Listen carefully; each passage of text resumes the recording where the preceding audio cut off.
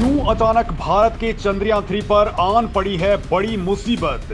धरती का 5वां ऑर्बिट चेंज करने के बाद आई बड़ी खबर। अचानक नासा, फ्रांस और यूरोप की ट्रैकिंग एजेंसियां क्यों हुई एक्टिवेट। चंद्रयान 3 के साथ 1,27,000 किलोमीटर पर आखिर हुआ क्या है।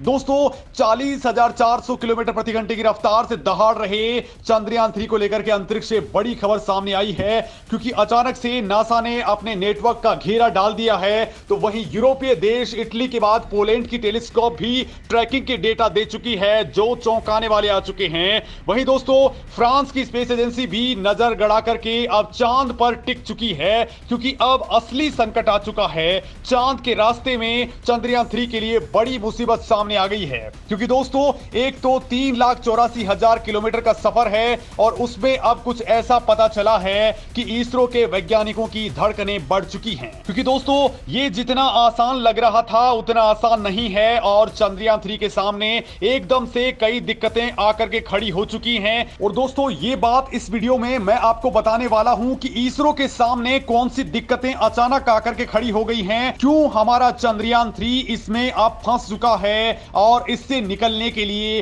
टीम इसरो क्या कुछ कर रही है, भारत ने वो कौन सी तकनीक लगाई है जिससे अब हमारा चंद्रयान इससे निपट सकता है।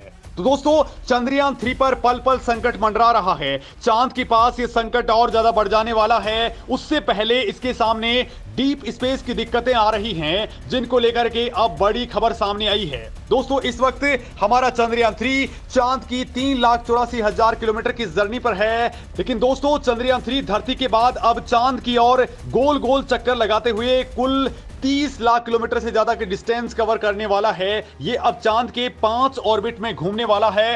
हर ऑर्बिट में इसरो चंद्रयान के इंजन को फायर करके अलग अलग स्पीड दे रहा है, लेकिन अगर कोई फॉल्ट आया तो ये सब कुछ बर्बाद हो सकता है। और इसके बाद में दोस्तों अब 1 अगस्त की रात को सबसे खतरनाक टाइम आने वाला है। ये है मून की ऑर्बिट में एंट्री मारने वाला।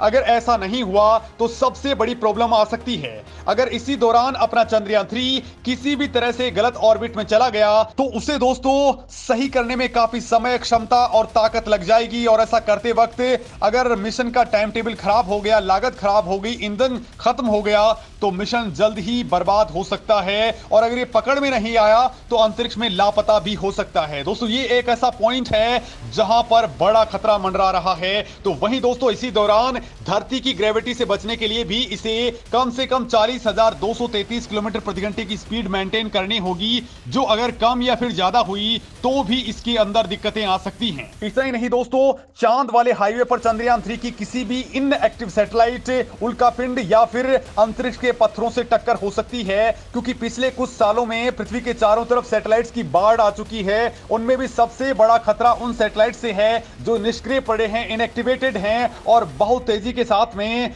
चारों तरफ अंतरिक्ष में चक्कर लगा रहे हैं। इनसे बच पाना बहुत मुश्किल टास्क होता है। तो इसी दौरान दोस्तों चंद्रयान 3 को अंतरिक्ष में बहुत कम तापमान यानी कि -100 डिग्री सेल्सियस और दोस्तों दिन के दौरान बहुत ज्यादा यानी कि 100 डिग्री प्लस में टेम्परेचर से दो चार होना पड़ रहा है। ऊपर से अंतरिक्ष में तैरते सब एटॉमिक पार्टिकल्स बड़ी दिक्कतें पैदा कर रही हैं, जिनको दोस्तों रेडिएशन कहा जाता है और ये किसी भी उपकरण को बर्बाद कर सकते हैं। तो वहीं अंतरिक्ष की धूल यानी कि स्पेस डस्ट, जिसे कॉस्मिक डस्ट भी कहते हैं, ये चंद्रयान के लिए किसी बड़ी मुसीबत से कम नहीं है। अगर दोस्तों ये टकरा गई तो फिर यान का बच पाना मुश्किल है, क्योंकि ये बहुत सारे सेंसर्स को खराब कर सकती है। तो दोस्तों इसी दौरान हमारे वैज्ञानिकों और चंद्रयान को खुद को सूरज के ऊपर लगातार नजर बनाए हुए रखनी पड़ रही है, क्योंकि वहां से उठ रहे सोलर तूफान इसके उपकरणों को बर्बाद कर सकते हैं। और इसी दौरान दोस्तों चांद पर बड़ी खबर यह है कि चांद की सतह पर लगातार मेटेरॉइड्स का भयंकर शॉवर हो रहा है। मतलब यहां छोटे से लेकर के बड़े उल्कापिंडों की भयंकर बरसात हो रही है।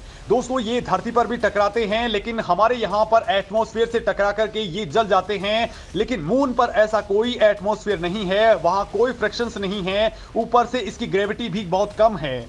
यानी दोस्तों अगर वहां पर पत्थरों की यानी उल्कापिंडों की बरसात होती है तो वहां पर प्रोटेक्टिंग शील्ड यानी कि एटमॉस्फेयर नहीं है, लिहाजा वहां छोटे से लेकर के बड़े उल्कापिंड बहुत तेज रफ्तार से गिरते हैं, जिनको लेकर के दोस्तों एक डेटा के मुताबिक वहां 20 किलोमीटर प्रति सेकंड की रफ्तार से लेकर के 72 किलोमीटर प्रति सेकंड की रफ्तार से ये टकराते हैं। और दोस्तों इतनी रफ्तार से अगर कोई सुई भी टकराती है तो वो तबाही मचा देती है, लिहाजा अंदाजा आप लगा सकते हैं कि अगर बड़ा पिंड टकराता है तो कितना नुकसान पहुंचा सकता है। दोस्तों वहां एक 5 किलो का पिंड अगर टकराता है तो ये 9 मीटर गहरा क्रेटर कर सकता है, और इसके साथ ही इससे भयंकर धूल भी पैदा होती है जो 30 किलोमीटर की हाइट तक और इतने ही लंबे भूभाग तक फैल सकती है।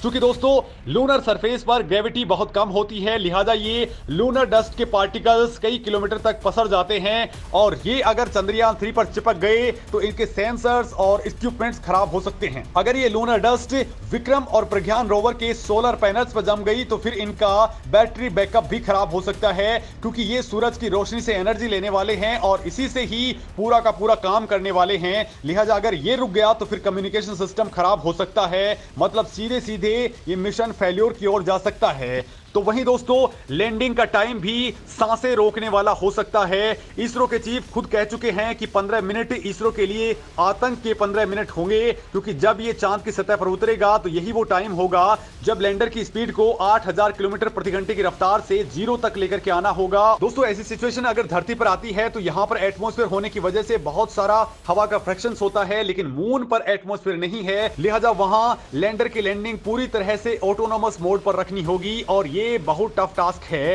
वैसे दोस्तों इसरो ने चांद पर इसका पूरा बंदोबस्त कर लिया है।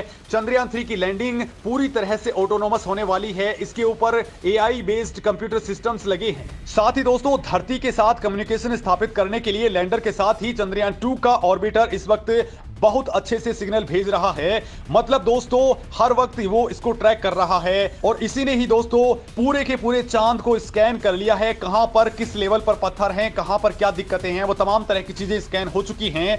वहीं इसरो के वैज्ञानिक चारों तरफ से हमारे चंद्रयान पर नजर गड़ाए हुए हैं, किसी भी प्रकार का उल्कापिंड का शोवर इसकी लैंडिंग के टाइम पर नहीं हो, और अगर ऐसा होता भी है तो किस तरह से इसे मैनेज करना है इसकी जुगत पहले से ही इसरो वैज्ञानिकों ने लगा ली है। इसरो के वैज्ञानिक चंद्रयान 2 के लैंडर की क्रैश लैंडिंग के बाद से ही चंद्रयान 3 की तैयारियों में जुटे हुए थे, और दोस्तों पहले ही साल उन्होंने पूरे के पूरे डेटा को एनालिसिस किया, उसके सिमुलेशन के जरिए गड़बड़ियों को ढूंढा गया। तो वहीं दूसरे साल में उन्होंने उपकरणों और टेक्नोलॉजी में तगड़ा सुधार किया, और तीसरे साल दोस्तों उन्होंने तगड़े टेस्टिंग के दौर से गुजरा है।